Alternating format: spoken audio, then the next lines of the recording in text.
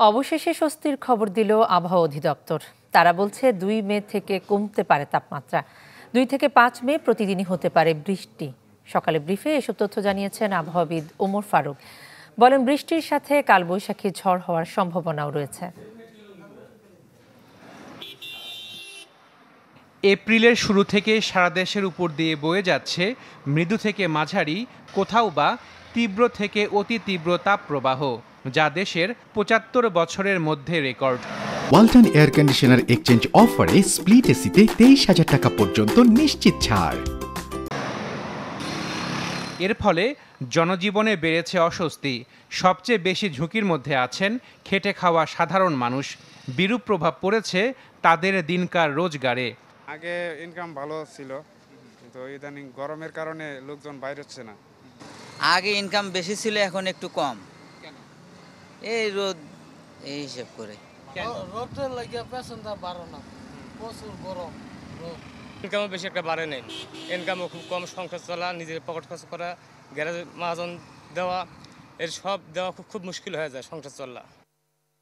Bangladesh red crescent society জানায়, রাজধানীর কামরাঙ্গীরচর, লালবাগ, চকবাজার, গ্যান্ডারিয়া, শ্যামপুর, যাত্রাবাড়ি, কদমতলী, তেজগাঁও, রামপুরা, আদাবর, মোহাম্মদপুর, শেরেবাংলা নগর, মিরপুর, পল্লবী এলাকা তাপপ্রবাহের ঝুঁকির মধ্যে আছে।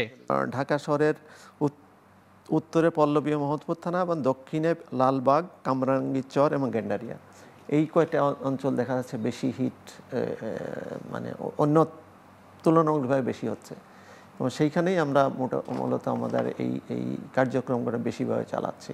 4,230টা ফ্যামিলিকে আমরা cash grant, multipurpose cash grant দিব 5,000 টাকা করে। এতে রাজধানীর বেশ কিছু পয়েন্টে স্থাপন করা হয়েছে অস্থায়ী বিশ্রামাগার, যেখানে মিলছে স্বাস্থ্যসেবা সহ অন্যান্য সেবা। এপ্রিলের এই দুর্ভোগ কমতে পারে 2রা মে থেকে। এমন সুখবর দিয়ে আবহাওয়া অধিদপ্তর জানায়, টানা 4 দিন কালবৈশাখী ঝড়সহ বৃষ্টি হতে পারে। তখন কমতে পারে তাপমাত্রা। 2 তারিখ থেকে সারা দেশেই তাপমাত্রা কমে গিয়ে সেটা কোথাও কোথাও 2-3 ডিগ্রি সেলসিয়াস পর্যন্ত কমে গিয়ে সহনীয় পর্যায়ে চলে আসার সম্ভাবনা রয়েছে। অর্থাৎ মে মাসের শুরুতেই কোথাও কোথাও বৃষ্টি, বজ্রবৃষ্টি এবং কালবৈশাখী ঝড়ের সম্ভাবনা রয়েছে। আবহাওয়া অফিস বলছে, চলতি মেয়াদ শেষে এ মাসেই আরেক দফা হিট অ্যালার্ট আসতে পারে। আশেকিন প্রিন্স, চ্যানেল 24, ঢাকা।